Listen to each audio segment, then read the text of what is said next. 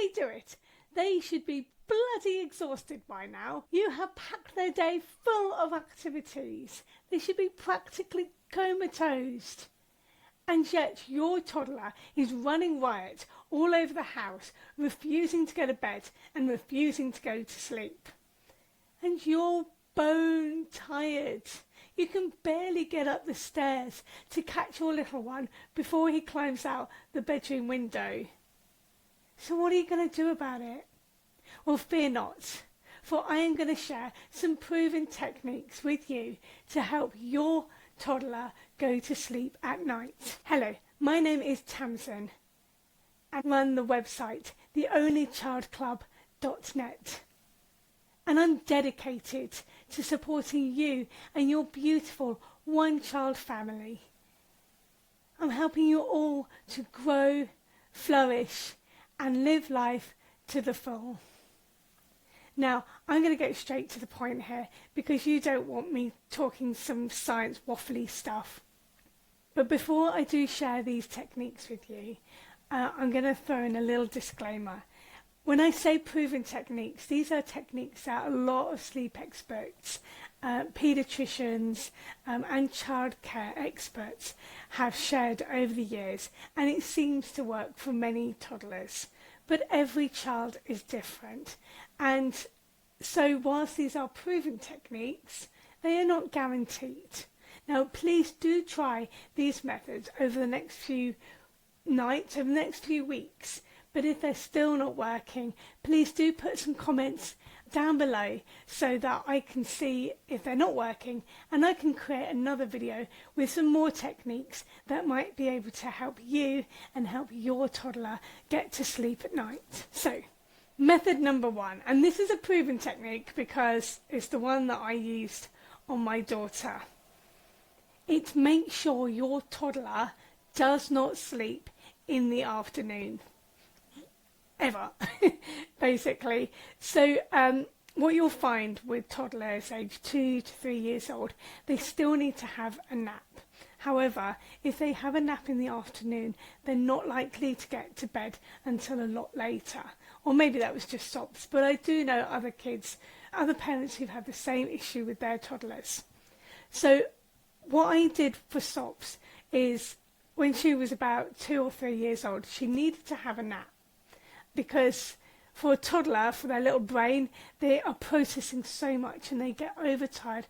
They just need a little time to rest before they wake up, and they pack their brain full of more stimuli. So what I used to do with SOPs is in the late morning around 11:30, I'd put her in a pushchair. She always fell asleep when she was in motion. So I'd put her in a pushchair and I would take her down to the local abbey grounds. We've got this beautiful old abbey in the town where I live, and it's quite romantic. So I'd sit on a bench, lots of old gravestones everywhere. She'd be fast asleep and I'd read her poetry as she sleeps, and she loves poetry now, so it obviously worked. But I do recommend, if you can, make sure that your child sleeps in the late morning. However, if for whatever reason your child does fall asleep in the afternoon and then you're finding it really hard to get them to sleep in the evening, you may have to push bedtime a bit later for that particular day, but don't throw out the bedtime routine, okay? And I'll talk about that next. So, method number 2 is set up a bedtime routine. Don't put too much into it. What you've got to understand is your child cannot tell what the time is, but your child's brain can pick up sort of when it's bedtime. And what you want to do is you want to instill the habit of bedtime so that your child's brain will realise when it's time to go to sleep. So what I'd recommend is have maybe 4 or 5 items on the bedtime routine checklist, and I've actually created a checklist that you can click on down below. You can print it out and put it on your fridge or drawing board or whatever. You can even turn it into a reward chart if you'd like to do that. So I've got one which is like just the bedtime routine, and another one which is a reward chart which you can just download for free, and you can use that if it helps. So these are the things that I would recommend you use for a bedtime routine. If your child has a bath every single night, you can put bath time on there. If they don't, then start the bedtime routine after bath time, just so that, you know, it's consistent, basically. So I'd say maybe brush teeth, wash face, have a bedtime story, one good night's sleep, and then, one good night kiss, and then it's sleep time. Nice and simple. Your child should be able to follow that. Now, let's have a little quick talk about bedtime stories. I'm going to talk a little bit about stories later on, but when it comes to bedtime story, think very carefully about what you're going to read. You're going to want to read in your best ASMR voice, nice and gentle and soft. You might want to have really soft, squishy books as well about children and little bears going to sleep. Now, talking about bears going to sleep, the book I would recommend is Bears in the Night. It's an old classic. We used to read this in the 1980s to my little sister. We know it off by heart now. The premise of the story is that there are 10 beds, that there are 10 bears in beds. Their mum says goodnight, and then they hear a noise outside. So they all decide to go and investigate. And so one bear after another follows each other. So now I know the routine. It's out the window, down the tree, over the wall, under the bridge, around the lake, between the rocks, up Spook Hill. Okay? But one bear does it after the other, so you're repeating it. Your child will love the repetition, and that repetition may also help your child to start to feel a little sleepy. That should work very well. Okay, so let's go on to method number 4, which is, we're going to go back in time a little bit. For method number 4, it's preparing for bedtime an hour before bedtime. So that means turning off all screens, okay? No TV, no tablet, no phone, no nothing like that, okay? Because all these screens emanate what's called blue light. Blue light is like a short waves. Look, I'm throwing in the sciencey stuff.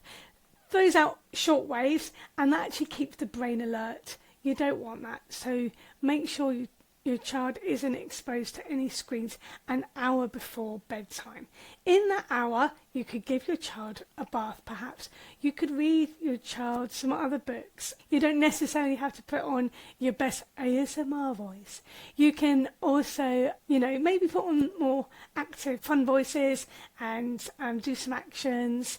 Other things you could do in that hour before bedtime is, make sure your child is, in their pajamas, and perhaps doing some colouring together or a jigsaw. It's just helping your child simmer down, especially if they've got overexcited early on.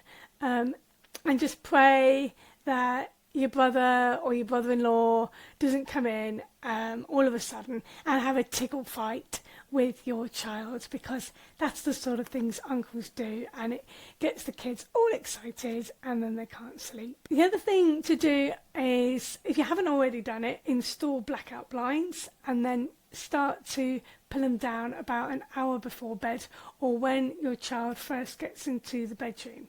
The reason for this is because your child's body, and your body in all fairness, it releases what's called melatonin. That is the hormone to make you start feeling sleepy, and it's triggered by light and dark. Have you ever noticed how during the winter time you may feel quite sleepy and a bit, but in the summer you probably feel a little bit more alive and awake and things like that? That's because the melatonin is impacted by the amount of light.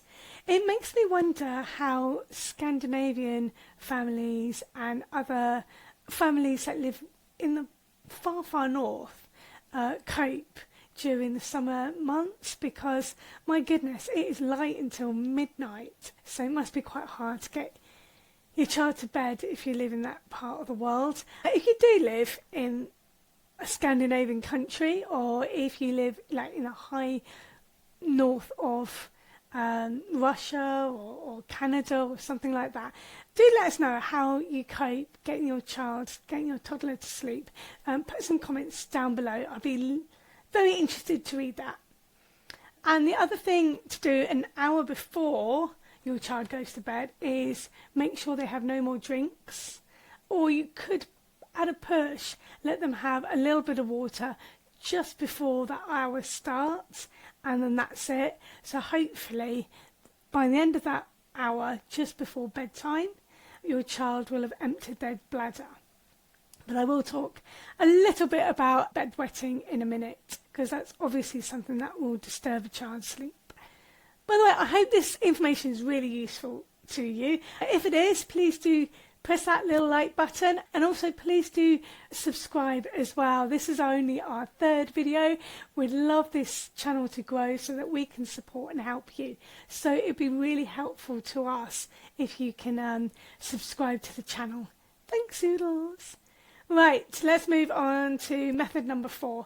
It's still in the whole preparation side of things. And that's about setting up the room for sleep. As I said before, you need to make sure you've got those blackout blinds. It's got to be dark in the room to set off the melatonin in your child's brain. Just keep thinking that's what I kept thinking when my daughter was little, thinking, how am I going to make sure that the melatonin is starting to be produced in her brain? And that's about keeping everything calm and dark. Now, your child might be a little bit afraid of the dark, so if that's the case, then they may want to have a little nightlight. So I put a link in for a really lovely nightlight down in the description below that you can use. It looks excellent, to be honest with you. It certainly looks better than the creepy oil lamp thing that my dad put in our room. I didn't like that. The other thing that I've put in the description, by the way, is a link to Bears in the Night. I think it's still in publication, which is absolutely awesome, even though it's quite an old book. So if you do want a copy of that, you can click the link below. That's awesome, because it's a great book. And the other thing you might want to do is just check the cupboard for monsters. Don't bring it up. Only bring it up if your child brings it up. If they're worried about a monster going through their cupboard, then just do a double check under the bed, in the cupboard, make sure there's no monsters there. And the other thing is, maybe you might want to put on some music. You've got to be careful with this. You don't want to overstimulate your child, but it is horribly lonely and scary when you're only like 3 years old and you're in your room all alone and your parents have gone out of the room. It can be disconcerting. So, I used to put music on for Sops.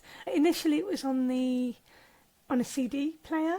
She had Disney princesses, and she also eventually got a speaker, like a wireless speaker, and I connected a phone into that, and she listened to Spotify. Just make sure if you play music, there's no adverts in between the music, and there's no talking, because that could actually arouse your child as they're trying to sleep.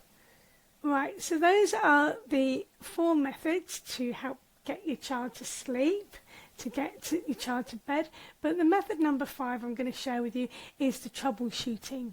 Right, so number 1, bedwetting. It's a thing, it happens. You might want to use pull-ups, especially when they're really little, between sort of 3 and 4 perhaps. And also I would recommend, especially when they come out of the pull-ups, is having spare sheets in the room. So if they do wet their bed, they go, oh, I've wet the bed. You can just go straight in, take off the wet sheet, whack on a new dry sheet, get your kid into bed, settle as quickly as possible. Try and do this in the dark as well, as much as you can. If there's a night light, hopefully you can do it where the light is still very, very dim. Try not to turn on the main light. The other thing you might want to do is have a mattress protector that's waterproof as well on the bed. That can help, so you're just swapping a sheet over straight away. Ooh. Now, if your child keeps coming out of bed, which they may do, this is where you have to be a bit more stubborn than your child, which is saying something when it comes to toddlers, but you do. You gave them the one story and the one kiss, all right, but they're going to keep stretching it and stretching it. They'll probably want to hold you forever, just hold tight onto you. So you need to sort of find that balance between making sure that your child is comfortable and, you know, feel safe, but also that they are given the opportunity to put themselves to sleep, because children can naturally do that. But sometimes we interfere too much with what they can naturally do anyway. So in regards to that, your kid keeps coming out of the bed, you just keep putting them in, tuck him in. Initially you say, right, it's bedtime now, go to sleep, tuck him in, give them their favourite toy, then leave. If they do it again, you pick him up, you put him in. You might not need to say anything. In fact, after a while, don't say anything. You pick your child up, put them back into bed. Now, a good thing you can do is hold your child down gently, and then just stroking them, stroking the back of on their back, stroking their hair, just soothing. You might even want to sing a little lullaby. I used to sing a lullaby to my daughter. That was part of the bedtime routine. And there's nothing wrong when your child is like really little, around 2-3 years old, for you to maybe just stay there till they drift off. But if you're going to do that method, what you want to do is maybe stay there initially and then move a little bit. The next night, move a little bit further to the door. The next night, a little bit further to the door still, and work further and further away from the bed until eventually you lay your child down awake and you leave, and hopefully they can just put themselves to sleep. Now, just a little caveat. When your child gets a bit older, when they're like, say, maybe 5, 6, 7, they might actually find going to bed quite scary. They might not have even had a problem before, but at around 5 or 6, they've been going to school, they may have had some little mini traumas in the day, and they need to deal with that before they go to sleep. Otherwise, there's a risk of getting a nightmare or something. So for children, I know this is about getting toddlers to sleep, but this is a little extra freebie piece of advice.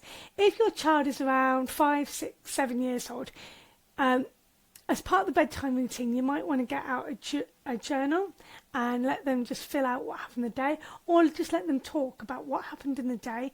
And this is another little thing I used to do with SOPs, and it worked quite well. We would actually try. We both got very active imaginations, and it's quite danger that we could easily have nightmares, especially if any of us watch something vaguely scary on TV, really vaguely scary. We were so super sensitive. I remember being scared of watching the Care Bears movie when I was little. Can't believe it was that No Heart fellow. He was scary, man. So the risk of having nightmares is pretty high for children who've got very active imaginations. So what we used to do is talk about what we wanted to dream about. So I'd say to Sops, what do you want to dream about tonight? She said, hey, I want to dream about dinosaurs and unicorns. Oh, fantastic. So maybe we'd even make up a little story about dinosaurs and unicorns, and then, there's more likely that she'd have a dream about something that she's already talked about just before going to sleep. Talking about dinosaurs and unicorns, I'm going to sneak in a real quickie. If you sign up to our email list, that's also in the description, you can get a free copy of our latest activity book about dinosaurs and unicorns. And this is a perfect activity book that your child can use before they go to bed. In that hour, I said that hour when you've turned off the TV, but it's not quite the bedtime routine yet, then they can actually use this activity book. There's colouring in, there's some little games, and they'll have lots of fun. Please do sign on to our email list, and then we can give you lots of updates of all the exciting things that we're producing for you on this channel and on the website. So these are a few tips and tricks. As I said, they're proven. These are things that I've done in the past. My daughter, she wasn't the best sleeper, I must admit. There were some things we found easier for my daughter to control, such as getting rid of the dummies, otherwise known as pacifiers, but there were some things that were really hard, and getting my daughter to bed to sleep at night was a real challenge. What I ended up doing is I would tuck her into bed. It would take a very long time to get her to sleep. Eventually she did it, and in the morning she would wake up quite early, about 6. Her bedroom was literally adjacent to mine. She would tiptoe in, come into the bed, we'd have a little huggle, and all was well. So I hope these methods have really helped you, and please do remember to subscribe, and more importantly, don't forget to sign on for our email list so you can get your free copy of our activity book, Dinosaurs and Unicorns. Thank you ever so much. Toodles!